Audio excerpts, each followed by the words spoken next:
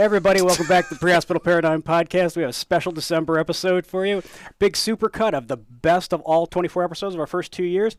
So, hope you enjoy. Moving on to episode 19, which was our sexual assault and intimate partner violence episode. And I don't know about you guys, but that was one of those things. It was an episode we needed to do for a lot of reasons, but it was... Is there ever something you want to talk about? It was a lot. I wasn't so trepidatious about doing the in studio, but I was really concerned how the in person and that was down in Kent, and that went awesome. Those guys were just professionals about the whole thing. A funny fact about that though is I don't recall being on that episode, but I've utilized the resources of that episode a few times now since then. And I've passed that on. It has actually driven some changes in protocol that are becoming in 2025 as well. Yeah. So here is Dr. Gaines and Jennifer Moreland, who's a sexual assault nurse, talking about evidence collection versus on-scene treatment. We were just talking about and it wasn't a DV or a sexual assault case. It was just a trauma case. We were talking earlier amongst ourselves about a case where there was a traumatic incident, actually it was a DV case. Now that I say that out loud, it was a DV case. It was a traumatic incident, and the crew spent like the entirety of their time worrying about collecting evidence and bagging stuff up and this and that, and really did not formally or properly address the patient's wounds like they should have, right? Mm-hmm. So that whole medical first thing needs to be said, right? This is important, but it doesn't trump treatment. It doesn't trump, any type of treatment that the patient treatment might need. Protocol, save the whole first, right? Right, definitely. I mean, I think people it's easy to get interested in what happened and playing the detective role and trying to figure it all out. Our job is to treat the patient first and treat any injuries and things like that, stabilize the patient, of course. But, that's not our job.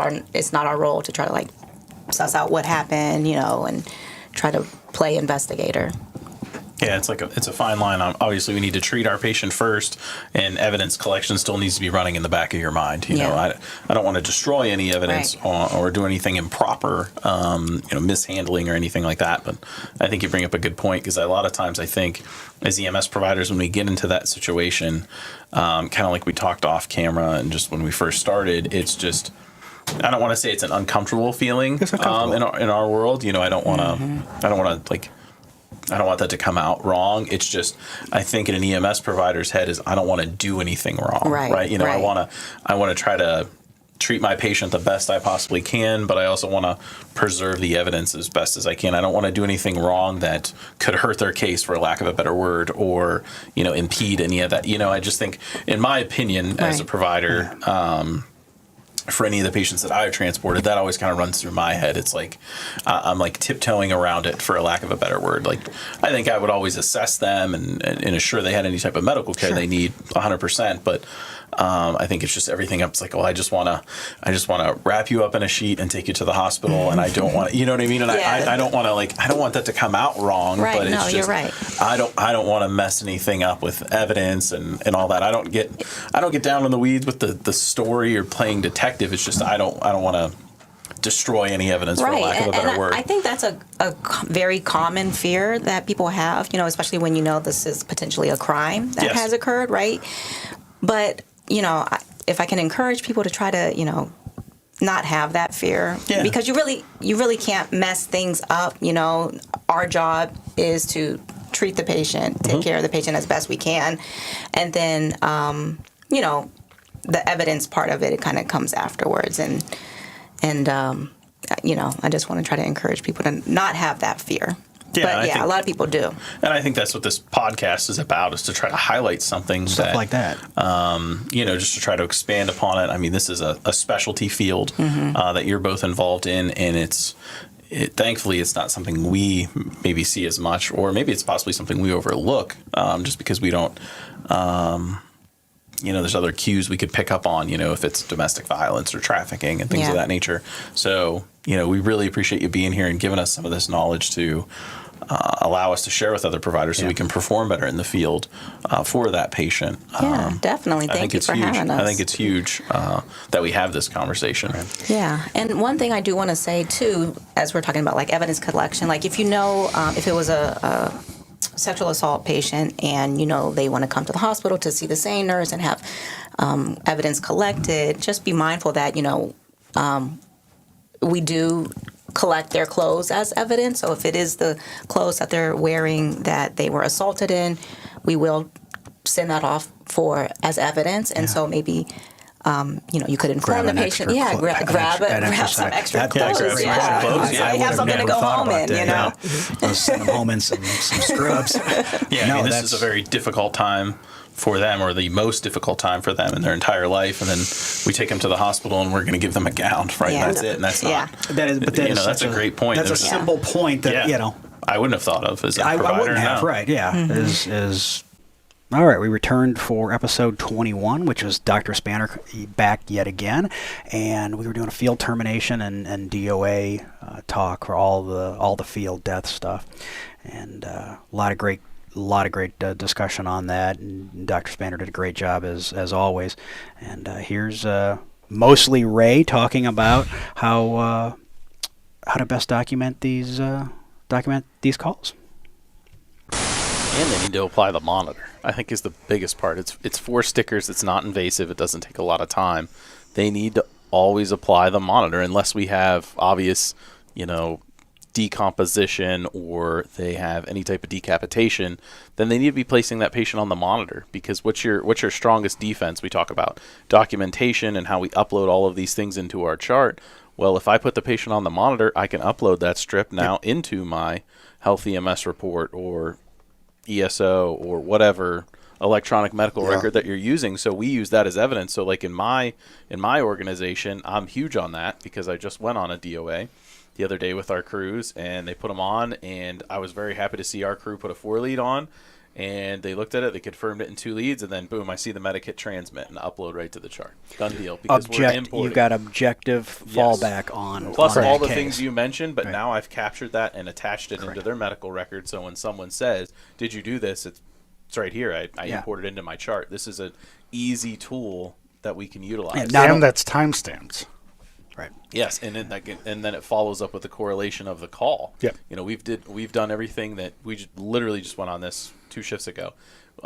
We've done everything that you've said. We've applied the monitor. The monitor's on the bed. Now we're on the phone with UH Geauga. This is who we are. We have this person. We ran down the entire list. I love those reports. We have we've confirmed asystole in 2 leads. We have no respirations. We have no pulse. We have this. And then, time of death, boom, and upload. And then we said we were given a time of death over the radio, which further timestamps it. Yep. So these are the little things where we can help integrate these items into your report, and then that protects you. But we have to, the providers there need to do all of those things that both of the physicians I can't tell you how important what you're saying is. For example, Portage is pretty well covered, but you have some single coverage, I imagine, there. Doc-wise? Yeah. Yep. And we don't have a lot of single coverage where I'm at, but my daughter, who's an ER physician at Geauga, where you're just talking about, it's all single coverage. And so she actually was talking to me that they called for a time of death. They didn't have the 12. They didn't have 2 leads on. They didn't give her a proper examination.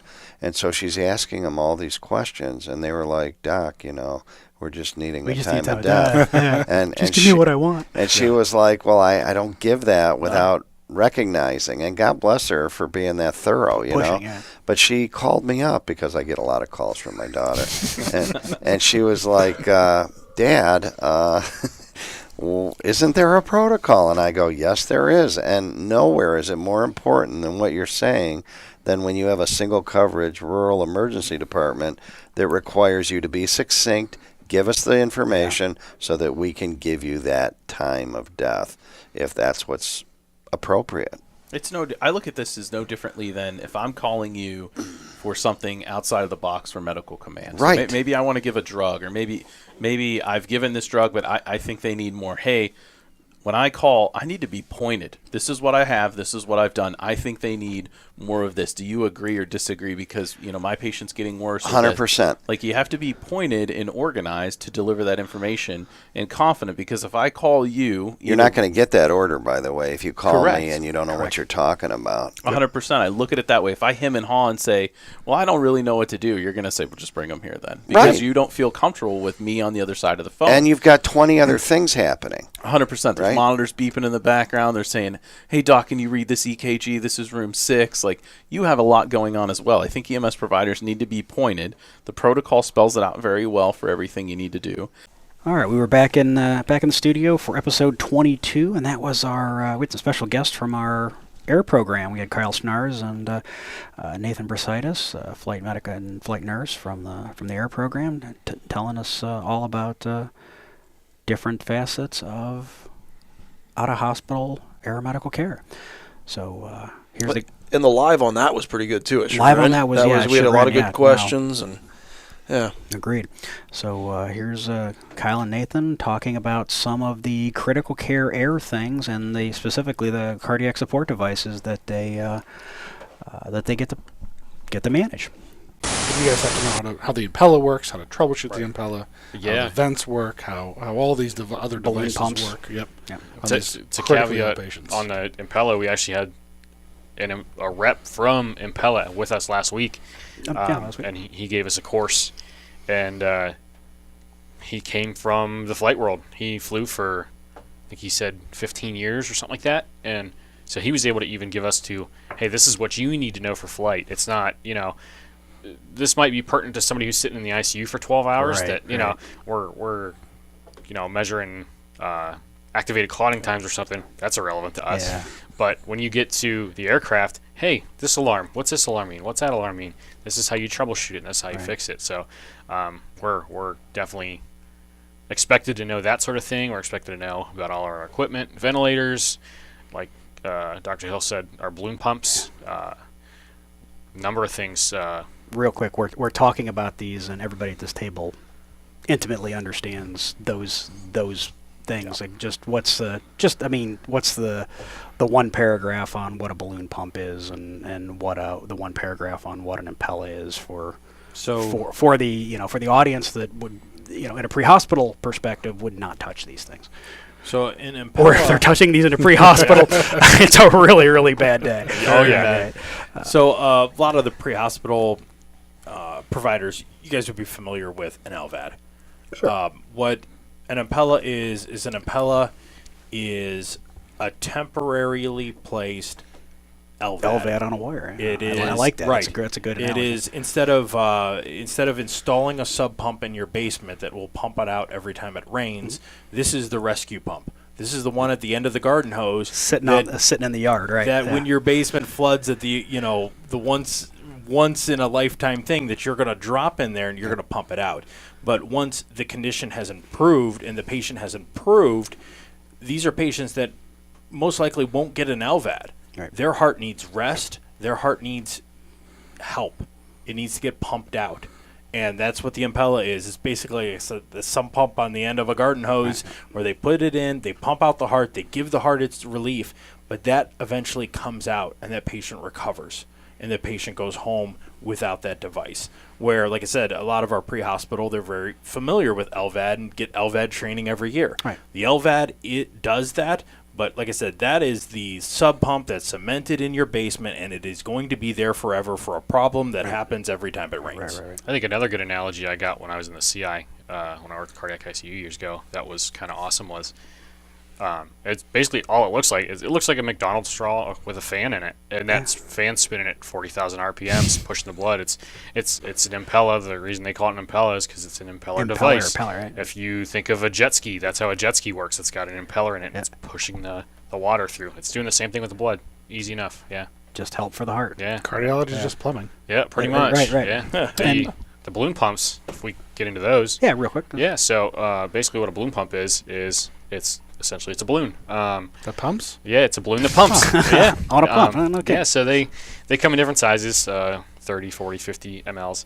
And generally they'll go through the growing. What they do is they'll go in through the growing and they'll put this balloon in, and they'll use it a lot of times for these STEMI patients where they put this balloon in. It sits between the renal artery, and it sits between the coronary arteries. Well, it sits under the aortic arch. So it kind of sits right in this spot here, and every time that your aorta closes, this balloon's going to puff up, and what it does when it puffs up is it's actually pushing blood back towards the heart, which sounds kind of crazy. Counterintuitive. If you think about it, all your coronaries come right over top of that. Yep. So all your coronaries that give all that oxygen to the heart are right there. So this is pushing all that blood back into your coronaries, and it's giving your heart extra oxygen, and it's helping it perfuse and helping it work a little bit easier. So those things are kind of tip of the iceberg. There's some really, really cool stuff that's out there as far as cardiac support anymore. Oh, absolutely. Without even getting into the ECMO stuff, but what can be done today is just becoming so cool. Like if you amazing. Told me at the beginning of my career, you're going to be seeing these things. Like, yeah, right. That's Star Trek stuff, but with all those devices, always comes along the associated risk of being outside of a hospital. Yeah. And so that's why we fly a lot of those type of patients, especially when they're fresh or they have a condition that's going to be, the treatment's going to continue at possibly a bigger hospital or a hospital with a more capable ICU or cath lab. Is you want to minimize that out of hospital time. Yeah. You don't want to put them in a position where they are going to be 2 hours between a hospital with this device, and you still got an hour to go, and they need help. Risk something happening. If you could cut that down to 15 minutes, and you could put them back into the hands of a cardiologist with a cath lab sitting right there, just in case things become disconnected, things become dislodged, the patient's condition changes. They might have to change the device. They might have to change the size of the balloon. Right. All those things you can't do in the back of a truck. You can't even do them in a hospital room. We're at say, yeah. So that's the, like I said, we think about time sensitive, and that's why it's time sensitive for us, is you want to minimize that time in which the doc or the cardiologist lets them go, and the next one takes them on. So our guest for episode 23 was Dr. Ariel Oliker, who's our neonatologist, and I don't know about you guys, but I thought she was just an absolute hoot. We had a great time, and there was a lot of neonatal stuff that she brought out that was, I don't know, some of it was eye-opening and very poignant and useful stuff for us. Oh, absolutely. That's probably the one episode I learned the most from. Yeah. I agree. So here's Dr. Oliker talking about some pediatric neonatal pulmonology things. So remember, the newborn lung is going to come out completely deflated, right? And you have to inflate it. And what you're doing with your initial breathing for the baby, so what you're doing initially is first starting to help the baby develop their FRC, or their functional residual capacity. Yep. So that amount of air that is always going to be in the lung, even at the end of exhalation. And that's that initial inflation of your lung. And babies, they have lungs with very low compliance. And so what that lung wants to do is collapse in on itself. And PEEP is going to be the measure that helps get that lung open and keep it open. Always PEEP. Always PEEP. Makes me happy. We have found over the years that more oxygen is not better. And in fact, the less you can use, the better. And especially in preemies, hyperoxia can sometimes be just as bad as hypoxia. And so NRP is pretty specific for term newborns. So we always start resuscitation of the term newborn at 21% and go from there. Okay. Certainly if you were starting compressions, you should have escalated from there to 100%. Okay. But I was gonna ask at what point do we start cranking that up? But that's a great. So you start cranking that up, and I brought you those little cards, but it actually, and you can see it on there. But if you're looking at NRP, it actually tells you what your SAT should be at what point in time. Correct. And if your SAT's not where it should be at that point in time, then you start cranking it up. Our protocol has the same. Yep. Same table. Then you start cranking it up, and you're not cranking from 0 to 100, but maybe you're cranking from, you're never 0, but you're not cranking from 21 to 100, but you're maybe cranking from 21 to 30 or 21 to 40 and seeing where you get. The biggest thing to note with newborns in capnography, especially in the field when you're moving and or not in the field, in the truck when you're moving, is going to be, your number is not going to be as reliable as just having a waveform. So what you're using for capnography isn't really going to be an assessment of whether or not you are achieving ventilation to the CO2 that you are targeting. What you're really trying to see with your capnography is just, my airway is in good position. If I don't have a waveform, my airway is not in good position. Okay. And if I do have a waveform, my airway is in good position. I've heard a misconception that if you have an esophageal intubation, you'll still get a waveform. You won't. Agreed. You'll see a slope. Yeah, exactly. So especially I hope that's not a misconception. I don't. that shouldn't be that shouldn't be a thing. When you have been delivering bag max ventilation, sometimes you have actually bagged CO2 down into the stomach. And so in an esophageal intubation, you might see CO2 initially. Value, right. Yeah, you might see it initially, but no waveform, and it'll go away. Right. Yeah.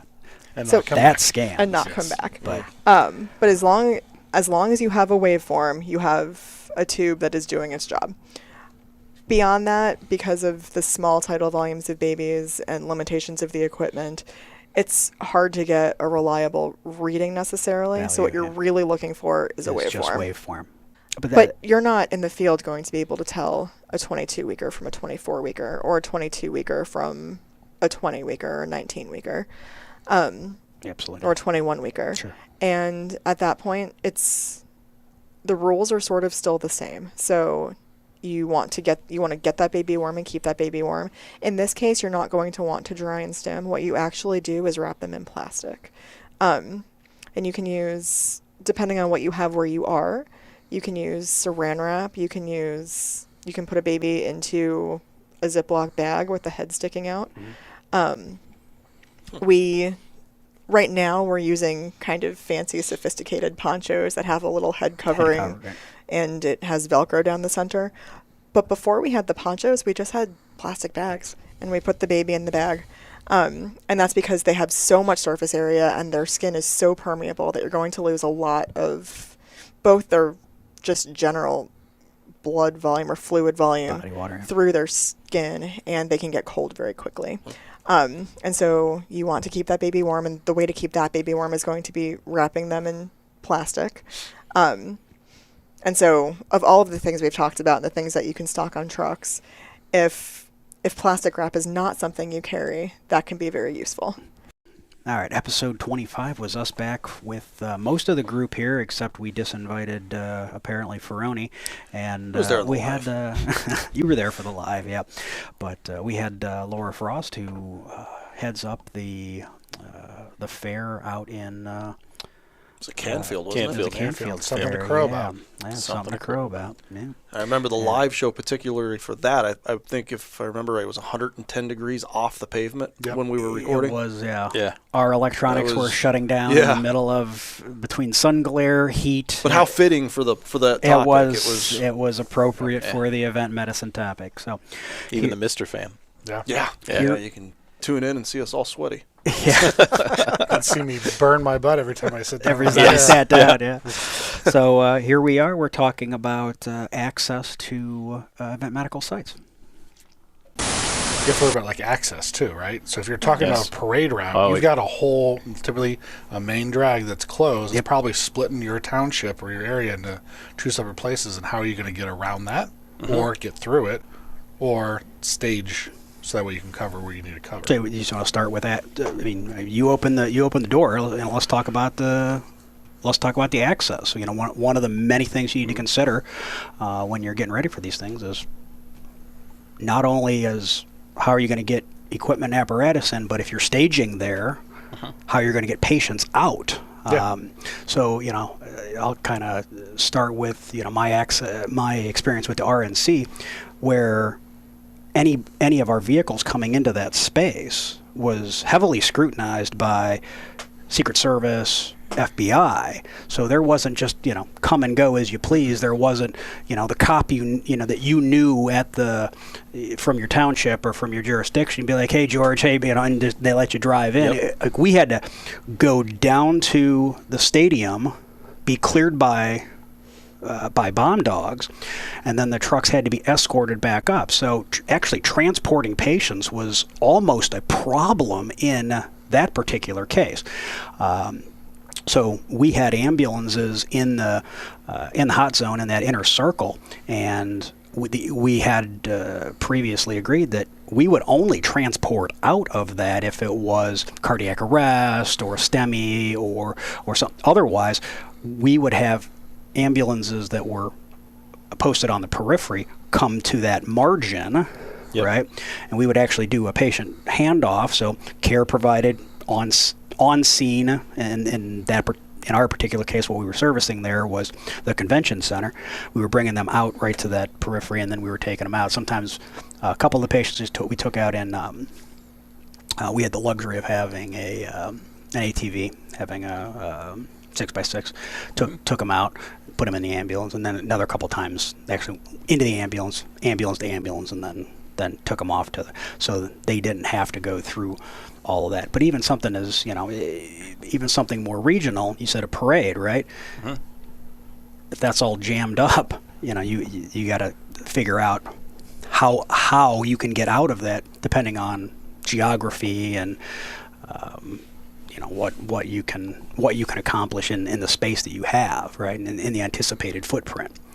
So anything else on access that comes to your guys' mind? No, that's huge. Access with parades, so we have to think about that. That will decipher our township essentially into north and south. We're going through the main west to east thoroughfare, so you're going to tie it up. And then now, because of recent attacks and because of some of the things that have happened, whether they're foreign or domestic, use the Cleveland Marathon, for example, or any type of street fair or any type of parade now. What's parked at every intersection? 2 snowplows with a dump bed full of sand or stone something or some item, and those drivers usually aren't sitting in that truck. So their only goal is, well, I need to park all these trucks here to block the main intersections so no one can drive into that crowd of people and hurt them. But now that's another obstacle. Access is another problem. So one of the things that we had talked about for this year is we will not put all of our apparatus into the parade. We will have select a north and a south staging crew, and that's the way it's going to go. But like even little logistics that we cover in pre-planning prior to the parade is before everybody even gets into the trucks, we have staff members' families, we have their children. Usually we have some sort of a guest that is going to ride, and you have to discuss, hey, if we receive this type of a call, if you get a fire in the middle of this parade, we're going to stop wherever we're at, and then we're going to get everybody safely out of the vehicle, and then we're all going to get back into the vehicle and then respond to the emergency. And not every exit essentially is blocked with a snowplow truck. Some of them we've had police cars and they're standing by them, so we can use those as more of a movable object. If you need to, Yeah, but it's just something that simple. If you didn't plan that and you're in your normal 4th of July parade and there's, 4 kids in the back of your engine, do you have a parent for those children to get them out? All those type of little logistics that I know they seem very small. They're small until the tones hit, and then you got to handle it. Yeah. Now it's a problem. I think back to the village I grew up in. The fireworks were in the park. Every 4th of July, there was one way in, one way out of that. Yeah. Right. Mm-hmm. Where'd we? As I think through it now, right? Like I do things real differently today. That if you ask me to do it today, than 25 years ago. Where's the ambulance? It's parked way around back, right? If somebody crashed a car or something in the front, there was a shooting, there was a mass exodus for some reason, all that was jammed up, we weren't going anywhere, No, it's going to bottleneck. Yeah. It's just going to bottleneck, right? And if everybody's fleeing, let's just worst case scenario, active shooter, something like that, bomb scare or whatnot, and they're not going to say, "Oh, let the ambulance by." They're all going to be fleeing and like you said, bottlenecking up. Guys, it was the 4 of us back for episode 26 for a whole capnography talk, and honestly, I enjoyed the in studio stuff, but I really thought that the live with the paramedic students at Portage went very well. Yeah, that was cool. They had really good questions. They had really good questions, and that was... They're very engaged in it. It was a great conversation. They definitely steered that live, and I actually think that was one of our longest lives, too. Yeah, it went over a little bit, Yeah, it was great. But no, that was a great time. Kudos to them. So here's here's us talking about Ohio EMS capnography rules and when to apply capnography. So we've established that basic EMTs through the paramedic level can use and interpret the capnograph. Should use. Should.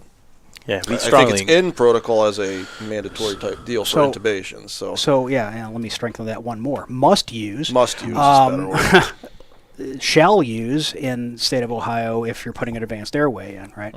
Our local rule, and then obviously everybody has, every state I'm sure has got some different variations on those rules and requirements. I'm sure they're pretty close though.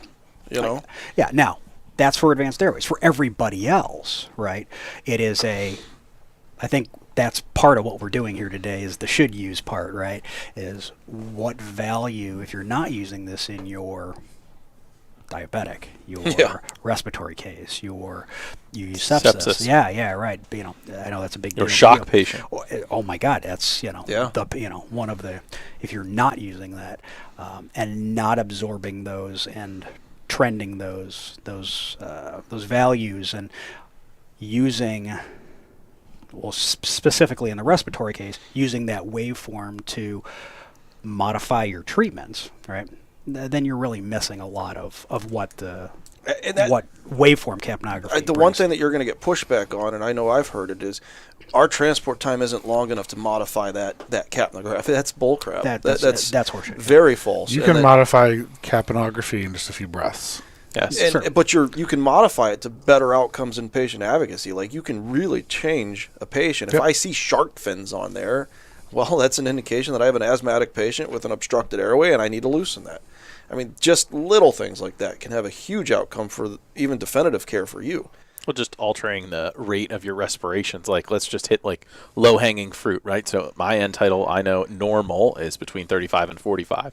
So when you talk about respiratory is opposite is the only way I try to explain it. So if thumbs. The thumbs, respiratory is opposite or Rome, metabolic is equal, and you look at that, is if I'm squeezing the bag at 100 miles a minute, then my end tidal is going to be low because my respiratory rate is too high. If my respiratory rate is low, then my end tidal is going to be high. So, yeah, I am going to be able to change that. Back to your point, too, is we're very specific in our protocol, which I could think of like traumatic brain injury. That's exactly what we want our patient to be bagged to, what our end tidal we want it to be at 35. Mm-hmm. And I think it says like a goal of respirations of 12, or our goal ideally is 35. And that's what we need to do. So, and that's to help and not harm our patients. Correct. So, like, you can do damage is the other rebuttal to that. It doesn't matter if you're an EMT, if you're an advanced, if you're a paramedic, you could still damage that traumatic brain injury patient because, you're not bagging that patient appropriately or adjusting your treatment. It doesn't matter if your transport time's 5 minutes or 10 minutes. That's a lot of neurons in 5 minutes that we could potentially save. So, well, I think this is a good point to stop and let's talk about what capnography is measuring, what the capnograph is looking at, and in the easiest forms, if we think about it as fuel in a vehicle, if I put gas in my truck and I'm turning the ignition on out, the tailpipe is going to carbon monoxide. Same in the body. If I'm taking in sugar and I'm taking energy, making ATP, and I'm having a gas, that gas is going to be carbon dioxide, and that's what we're measuring. Maybe more cellularly, you can get into that. So, can I actually go on a little tangent first? Sorry. I'm about to say it. It's all you, bud. If you're looking at it, like the way I pitch end tidal, what it is it's a byproduct of your metabolism. So how well is your engine running in the vehicle? So how clean is my exhaust coming out of the back? Would kind of piggyback onto your idea and stay with the same concept. So let's go to the bus garage and get your admissions test, right? And they take a sample of your carbon monoxide from your vehicle, and what are they looking for, right? Yeah. And so they're saying you're burning oil. Well, same with you, so go ahead. Finish your thought, yeah. So essentially, like to Caleb's point, I agree with that. That's a good analogy, is so your body's the engine, and then the exhaust pipe is, your byproduct of metabolism, which is end tidal CO2 for what we're looking at. How efficient are you working? So back to your point is, am I utilizing aerobic metabolism? So I am getting plenty of oxygen to my cells. I'm creating ATP. I'm creating energy. So my end tidal would probably be pretty good. And then as we get into maybe like that septic shock patient that is now not getting as much cellular oxygen, maybe I'm switching to anaerobic metabolism, which without oxygen, I have less energy production.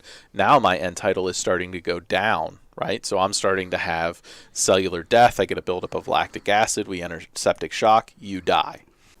All right, episode 28. This was cool. This was Don Zimmerman talking about some new concepts in mass casualty, and it's my personal takeaway from that whole thing was like, how did we miss this? It was the things he brings up are just such common sense things. It's like we were trained that way, so it must be that way. And that's what I think it was. Is when we were trained, it was such an infrequent event back when all those were developed. Recent times has shown more mass casualties, more shootings, and the way that we all were trained were not for active shooter dynamic events. So it's definitely a paradigm shift from that standpoint, and Don does a great way of talking about how to improve. Yeah. So here's Don talking about different triage systems. And congratulations on your retirement, Don. Retirement, yes, sir. Yep. We're all jealous. In a case of a more static event, all the things that we were taught in school are still applicable, right? They are in most cases, but we were just trying to overlay that onto very dynamic events that quickly outstretch those capabilities to set it up and to manage it. That's right. And the triage system that we have was designed based on that casino bus on the interstate flipped over. Yeah. I mean, first of all, you're going to have a range. You've got some people who aren't hurt. You've got some greens, some yellows, some reds. Yep. You've got a pretty good and maybe some blacks. You have a good span, like you might have an even number of reds and yellows, and it's easy, and nobody wants to go anywhere. They can't go anywhere. If you tell the greens sit by the guardrail, they're going to sit by the guardrail. Right. Because what else are they going to do? It's not like they have their car. And so that system works in that where we can put all the people here. When we get to an active shooter event, picture a festival in your town, in your city, where all of a sudden you've got this chaos. For the first time in triage, we actually have a reason to leave. Like if you're there with your spouse and a paramedic says, here, come over and sit on the red tarp, or hey, come over here, we'll get you an ambulance. Right. You're like, I don't see an ambulance. That guy's still shooting. I don't want to be here. I know where the hospital is. I'm going. Right, yeah, and so that's exactly why we see all these POVs and police cars transporting. So how do we build that into a system? And the answer is, like you said, Scott, you're not gonna have one system. You need to have two. Yeah. You need to have a static, and you need to have a dynamic. And that's really what you're proposing as far as the fundamental change to how we approach these things. Is your first decision point is essentially, is this a dynamic or a static event? Absolutely, and it blurs because you can have a dynamic event that turns into a static event. Yep. And so really we're not trying to say you have to declare and then you're offensive or defensive. Yeah. What you're going to do is you're going to just say, well, this appears to be more of a dynamic. It's changing. We don't have all the information. People want to get out of here. These things tend to work better based on after actions from all these professionals who have done this. Based on what they did, this tends to work best for this situation, and this tends to work better for this situation. So we just give you more tools to try to figure out what's the best to do in that situation. Yeah, because in history we were all taught, like Donnie said, just that static event, the bus crash. If you even look at RPM and triaging systems. I mean, that video has been around for a very long time, and that's how we've trained a lot of people over the years. Is just the firefighter walks into the bus, there's 20 people in the bus, it shows you them triaging everybody, makes it look like a very simple concept, which start triage is, and it's not chaos, people running everywhere, you're on the street, this widespread scene versus focused just into the inside of this bus. So I think it's good to have the options versus this is what we were always taught for that. And it was the best we had. Yeah, at that time, yes, 100%. And that was things have evolved. We learn more and more after each one of these events, and then we have to continue to adapt. Yeah. Well, communications changed too. So if Columbine was a great example of having cell phones actually in schools and having 911 calls go out from inside the school. Right. That was new for cell phones, right? Nowadays, everyone's got a cell phone, everyone's got a camera on it, which we've talked about in the past. So now someone's shooting me and I'm at this theater, come get me, right? And so now you're having people come to pick up those wounded or think that they're wounded and rushing to the hospital, and that wasn't happening again. It wasn't happening to the classical bus on the side of the road, flipped over. Everyone can be triaged in a more controlled setting than what's happening right now. And rounding out the December episode is our ECPR, not PCR. Somebody in the group may have studied for the wrong test that particular day. Words. But what a phenomenal topic, though. But it was a great topic. Yeah, it was about hoses and pumps. It wasn't about documentation.